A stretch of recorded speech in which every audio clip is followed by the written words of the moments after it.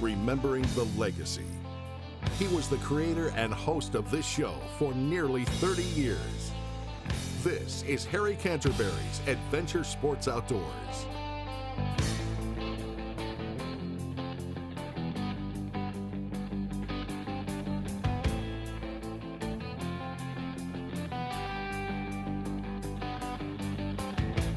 There I was, back in the wild again, and I felt right at home where I belong. I had that feeling coming over me again, just like it happened so many times before. Yeah.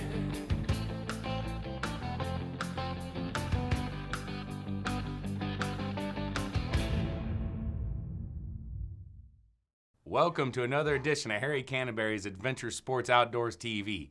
I'm Andy Bugas. I'm your host for today's show. I'm with Adventure Sports Outdoors Magazine and ASOmagazine.com. Today I got my good buddy Tim Conover joining me. We just spent 10 days in early October up in North Dakota. We were chasing ducks, and let me tell you, we got some great footage for you, so you better stay tuned and check out this North Dakota duck hunting. Also on today's show, we'll be meeting with Pat Sullivan, Mr. Fish. He'll be cooking up some copies and showing us some nice ways to eat that. We also have a nice segment here and kind of catch up with what Billy Canterbury has been doing out there on the road, so stay tuned. Adventure Sports Outdoors is brought to you in part by Corsall Lumber, manufacturers of quality hardwood products, buyers of standing timber in Smithfield.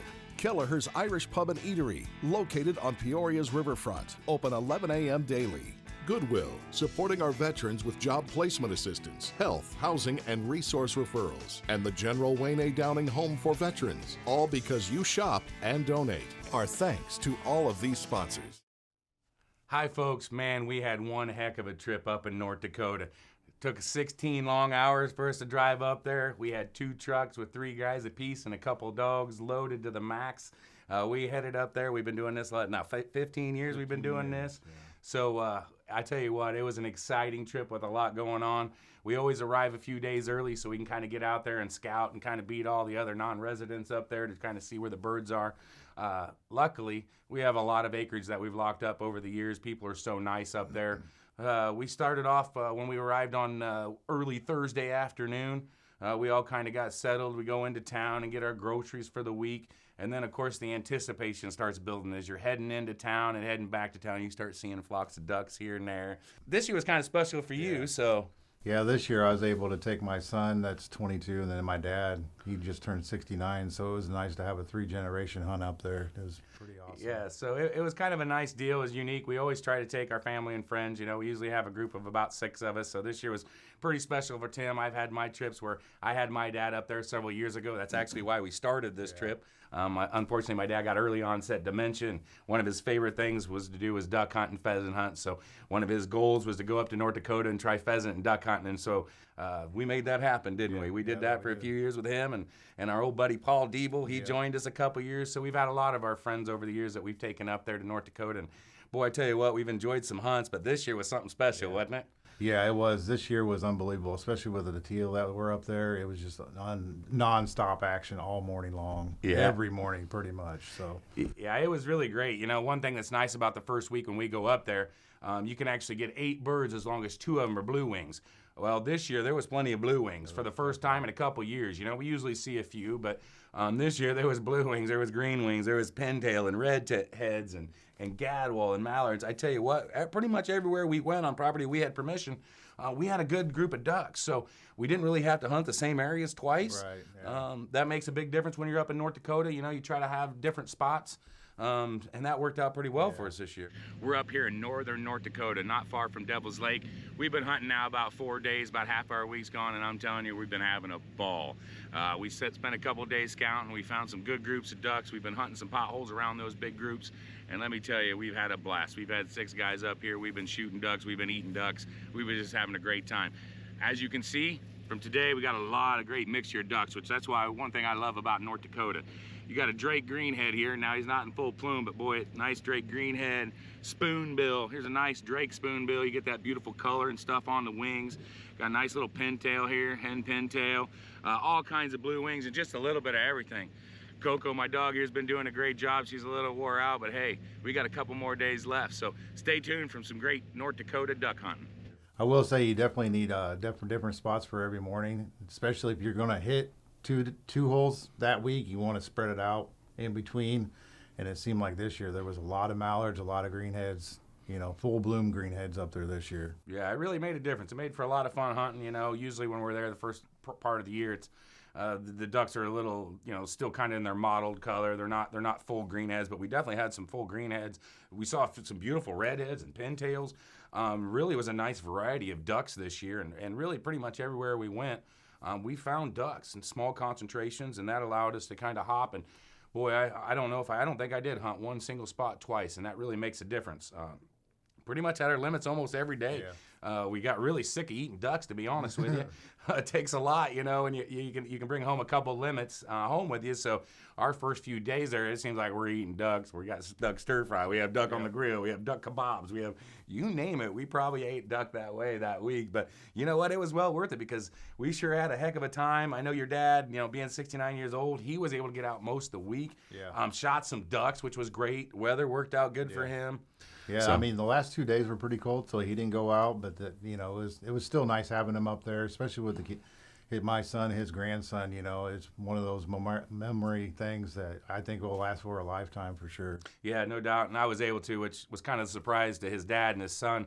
I put him on the cover, so I was busy trying to get all these different pictures so I could get him on the cover of the November issue of Adventure Sports Outdoors magazine. So we did get that. So they got a nice memory there that they can frame and kind of keep as a keepsake. And that's what it is about, taking these trips and making these memories.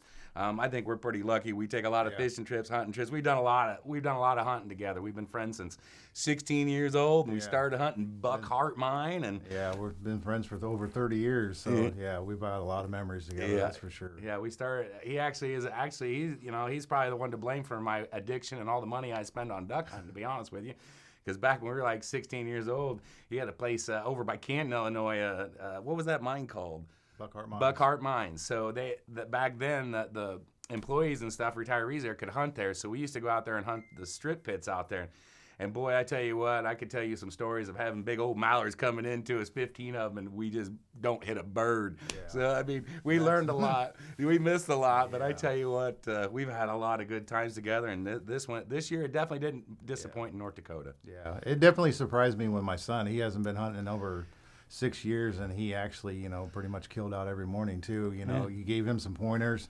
He took that with him, and he might miss that first shot, but that second shot, man, he was dusting them. Yeah, he was. Yeah, we did. And everybody shot well. We had a lot of good shooting, and it was a nice variety for everybody. Sometimes in North Dakota you have groups that seem to be getting on them, and the other groups not hitting them as much. But this year it's pretty much wherever we went, we spread out in several different locations pretty much every day, and made a good difference. And we shot a lot of birds. And man, I tell you what, that's all I can think about is getting back next year. I love me some duck hunting.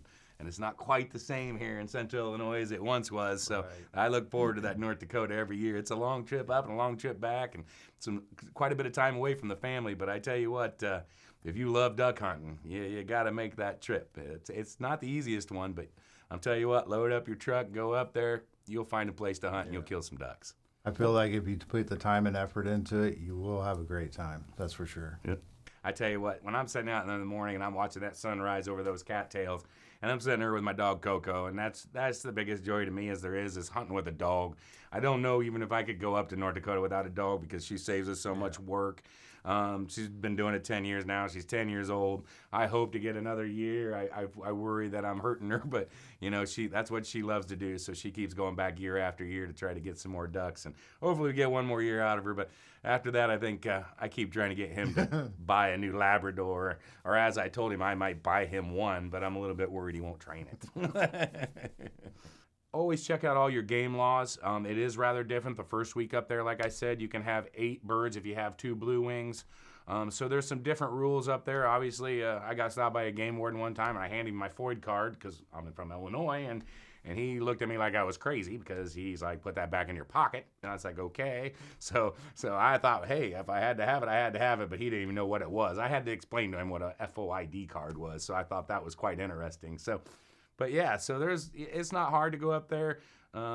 if you have any issues, you can always get on the website. There's a lot of places right around Devil's Lake and different tourism, Devil's Lake Tourism, that advertise in Adventure Sports Outdoors magazine. They got a lot of great information on their website. So you can kind of check out some of that stuff. That'll lead you in the right direction. And if you have any problems, hey, pick up a phone, call a bar, call a convenience store, call whoever, because all they can do is say no, right? So it's worked for us. Yeah, many times it's worked for us. We lost something in the first couple years. We started calling convenience stores, and we ended up with a little house. We lost that, and I talked to an insurance agent, and he had a little farmhouse, and we stayed there. So it's worked every time for us. So I know it's possible. So if you're looking to have a great experience and just go out and freelance, I really don't think there's any reason to take a guide up there. No, I don't think so. A lot of guys don't want you to take a guide for the simple fact that guys lock up a lot of land. And if you go out there on your own, you can get pretty much all the land you really need. We've never really had an issue. So I think freelancing, it's much more fun to go up there and experience that yourself and go through the process of scouting for days, marking your spots on Onyx. Hey, I want to thank my good friend and guest, Tim Cano, for being here with me today. I appreciate it. I think he was a little nervous, but that's okay. I appreciate you joining me today. Now we have a nice segment coming up here with Mr. Fish, Pat Sullivan. He'll be working with some Kopi, as well as we have a nice segment coming up for Billy Canterbury, kind of keep us up to date on what he's doing out there on the road. Hi, I'm Dave Barth with your Sportsman's Tip of the Week. Christmas season is almost here, and if you need a gift idea, you might consider a knife. There's a lot of different uses for knives. You can collect them, use them, just store them away or whatever. You have a choice of a fixed-bladed knife or a folding knife. Here's some fixed-bladed knives. They're really too big to use, but they make a nice showpiece. These are Colt knives, and other people make a lot of different knives, but this is a Damascus blade Colt, a Big Bowie Colt, and other fixed-bladed knives would be like these K-bars. Good usable knives. K-bars have been around since the 40s, and it's a good knife to collect or even just use. Here's an example of a couple of usable knives for hunting. This is a Wyoming knife. It's made as a skinny knife, comes with its own belt pouch. Case knives have been around for a long time. There's commemorative knives like this Vietnam commemorative, and then basic knives, folding knives, multi-blade, fixed blade. Now if you have a military collector, you might consider a military knife or a bayonet or something like that. You can also use these. Some of them are pretty inexpensive. These are in the $10 to $20 range. Most guys have more than one knife, and nobody ever complains about getting a knife for Christmas. I'm Dave Barth with your Sportsman's Tip of the Week. We're at Mr. Fish's Fish House, what we call it, downtown Peoria. And we got some great guests here. Roy Source Enterprises with the Kopi fish. We got Chuck Gabbert and Dr. Gary Zwicky. And we all been fishing all year together and going to work on some poles later and, for ice fishing. Roy's going to introduce us to some of his new products. We've had some of the products and have made them. And now he's going to introduce us to the new ones, and that way we're putting it on the menu, Roy. So I appreciate that, Pat. Thank you. And so at Kelleher's. So let's go ahead and introduce what you have here. Okay. My name is Roy Source with Source Freshwater, and these are some of the new products we've made. This is a Kopi slider made from Asian Carp. Right there, it's been cooked up. It looks very good. We also have a 2-ounce empanada that we offer. And a 1-ounce empanada that's currently available. And then this is our newest line also, which is a Kopi Rangoon. We're getting ready to try them, and I'm sure it'll be delicious. But we're going to cook them up. So right now we have some of his strips, fish strips. And I tell you, this meat is so good that I put it in my crappie batter. I quit trying to do other things with it. I put it in my crappie batter. People love it, and it's a good white fish to eat. So I'm going to take a couple, and you guys can help yourselves. There's a little chili sauce one of the boys made up. Now over here we've got these crackers. Gary has taken the minced fish and smoked it in a smoker. He had to redo his liners. He had to make a smaller smaller screen for it. And I tell you, it is excellent. It stands up to most stuff that I've had around the area. I'm gonna get some of that. There you go, Garrett. There you go. All right, now while we're eating, I'm gonna go throw these sliders in, warm them up, and we'll get eating some more. Delicious. We'll let you know. Oh, that's a nice sauce. Very good. Very good. You got it Can't right. beat- Yeah. Little Delicious. heat, little sweet. Exactly. Very good. Yep, thank you. Oh, is that good? Is it good? Yep. First time. This is the Rangoon here. This is the Rangoon, I believe. Yes. Here you go. Dip it in there. That was good. Very good. Plain is really good. Oh, you watch. All right, now I'm really gonna make you full. You're gonna go home, your wife's gonna be mad at you because you're gonna be full and they want you to take them out or something for them. Should have brought them down, you know. I asked. Can't make them happy every time, Pat. But here we go. Here we go. We got this is what that fish roll I The call. Kobe slider on the roll. Yep. Did you make? So Yes. okay, I've got some of mine and there. And there's the other ones. Yes. Here's the ones that come prepackaged. Go ahead and take one of those. There you go. You know, Pat, you ought to be in the restaurant business. Want to throw that? Pat? I think you could do all right. I know. Well, I could supply them in fish. One thing about fishing, you get a lot of good fishing friends. And then all of a sudden they start bringing statues of you. Go ahead, Gary, tell them how this got here. So this was in my house before we moved in June, in my billiard room. Little trout fisherman, and to remind me of Pat in a lot of ways, so I brought it down here, but the hair color was wrong. So I had to do a little painting to get the correct hair color. So hopefully soon that'll be in. That'll be in Kelleher's. Yep, we'll get it going. We're in the fish room over here, and I've got Chuck Gabbert with me, and we're going to just talk a little bit about stopping from actually fishing and good old water fishing to ice fishing. We've got a few things here that we use that helps us a lot. So we start out with our poles. There's a couple different types of poles. The straight one is the old type. It's still got the spring on top. I've got this one. It sets up for you. It sets right over the hole. And what's neat about this, it's got that mechanism, that spring on top, and sometimes that fish just moves it like this.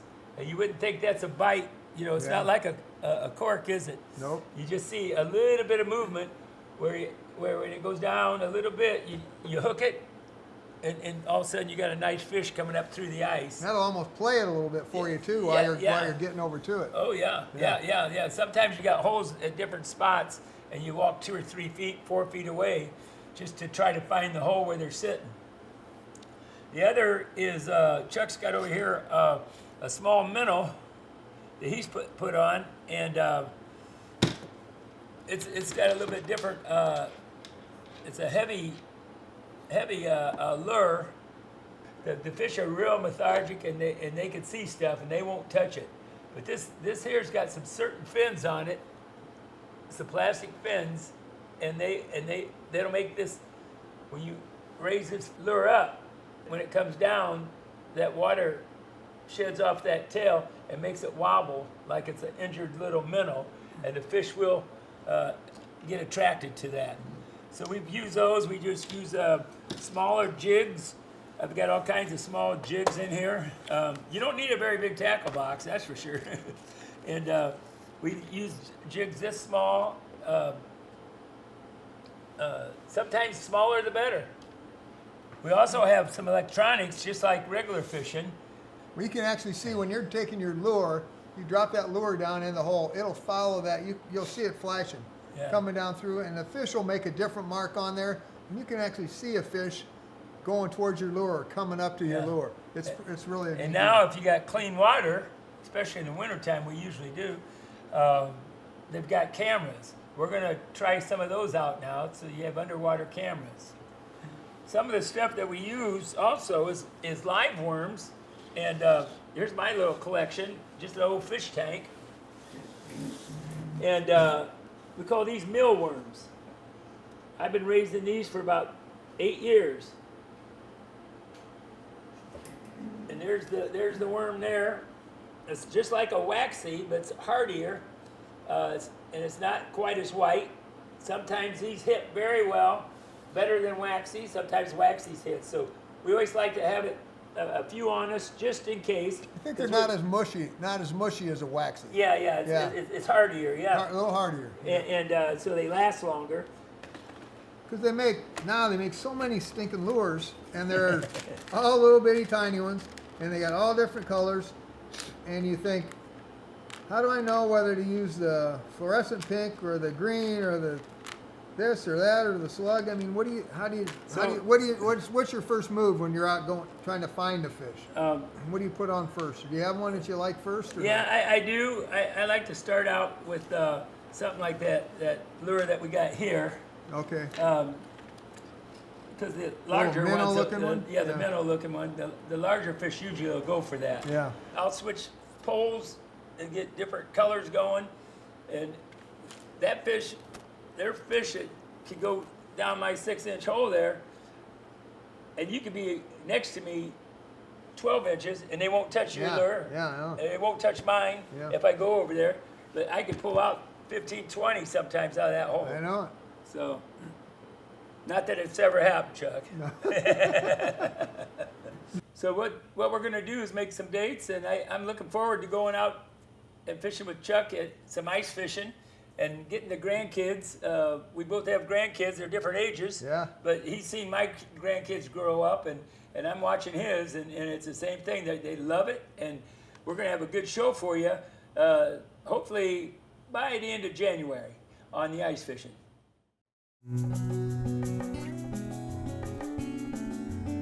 The opportunity was there to go fishing in Alaska, so I jumped on it. I found the opportunity to go and work, so working would allow me to afford my trip up there. I saw the opportunity to go up there and make money. I knew there was going to be a challenge involved. I started in Peoria, flew up to Chicago, and then from Chicago flew to Seattle. Hung out at my aunt's house for a couple days, celebrated my birthday because, my birthday was going on the day before I had taken off for Alaska. From Seattle, Washington, went to Anchorage, and then from Anchorage we caught a flight to King Salmon, and then from there we caught a smaller prop plane to Egagik, and in Egagik is where it all took place.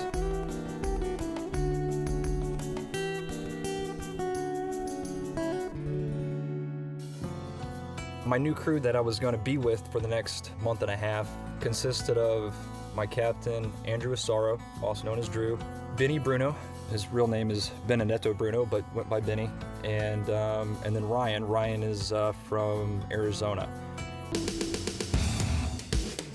Prime fishing season for salmon is pretty much mid-June to mid-July, and during that time, it's game on. It's just fish, fish, fish. Don't worry about sleeping, you don't worry about eating, you fish, fix the nets, deliver, and if you have the opportunity to eat, you eat. If you have the opportunity to sleep, you sleep. If you don't, then you just continue to fish.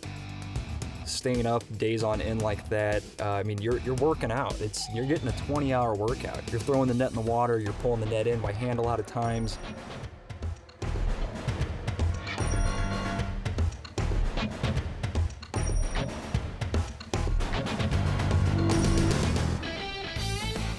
You have two different fishing periods in the day, and you have two different 8-hour periods. And those 8-hour periods occur when the tide comes in. And you're gonna fish that whole 8 hours until you get your entire boat full or until you can't take any more fish. And then after that 8 hours, you go and deliver. The next 8 hours is when you eat, fix your nets, do a little sleeping, or do whatever you can. There's no relaxation until the fishing season's over. On a regular day, we would get up maybe hour before fishing time. And normally, we're only getting 2-3 hours of sleep, if that, if any sleep at all. But if you have the opportunity to sleep, you wake up in the morning, you pull the anchor, and hundreds of other boats tugging along towards the line. These are little tugboats, they don't go very fast. Driving around in circles, waiting to throw the line out.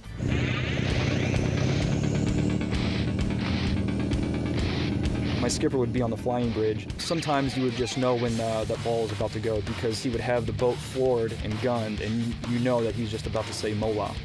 And we would throw that ball out with aggression, and get that net out within seconds, maybe a minute, maybe 5 minutes before other boats, because we were going full speed. We were there to fish and make money. We were there to do a job and get it done.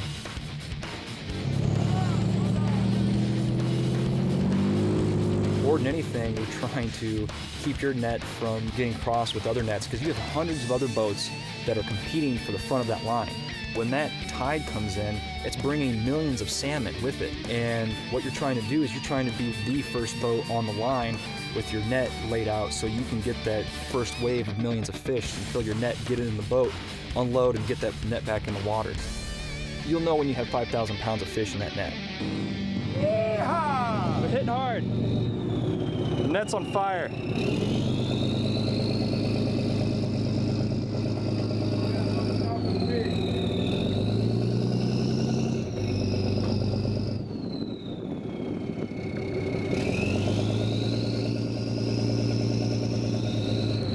Let's run them in, boys. On a good catch, sometimes you might have 5,000 or 6,000 pounds in one net. If you decide, it's better. Yeah. Exactly. So we got our rally caps on today. Ryan's idea. It's a good luck thing for today, man. Pulling in 10,000 pounds today. Easy.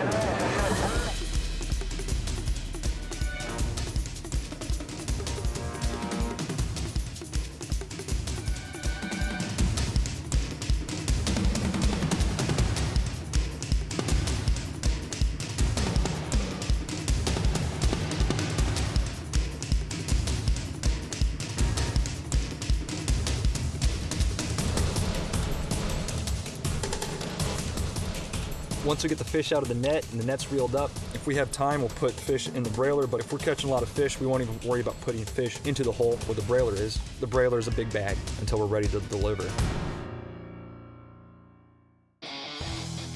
Once you pull up to the tender, you tie off to the boat. It's where you would deliver your fish. And then from there, those tenders take the fish to a cannery. There's canneries at sea. They have huge boats that look like the Titanic that these tenders will take the fish to, and they'll process these fish there, and sometimes they'll go straight to Asia from there. But a lot of times, these tenders will go into port and into shore and deliver their fish at the canneries, and they'll can the fish there. When the cranes lift these bags out of the hole, that's when they weigh your catch.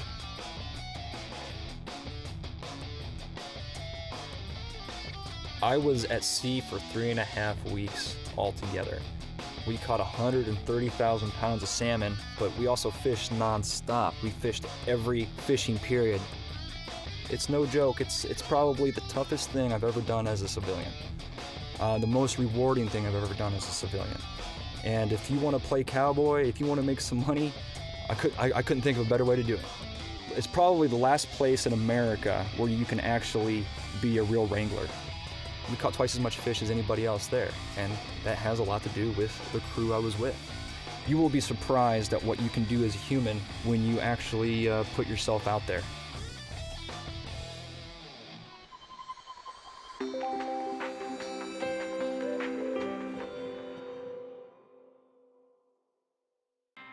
Adventure Sports Outdoors is brought to you in part by Corsall Lumber, manufacturers of quality hardwood products, buyers of standing timber in Smithfield. Kelleher's Irish Pub and Eatery, located on Peoria's riverfront, open 11 a.m. daily. Goodwill, supporting our veterans with job placement assistance, health, housing, and resource referrals. And the General Wayne A. Downing Home for Veterans, all because you shop and donate. Our thanks to all of these sponsors.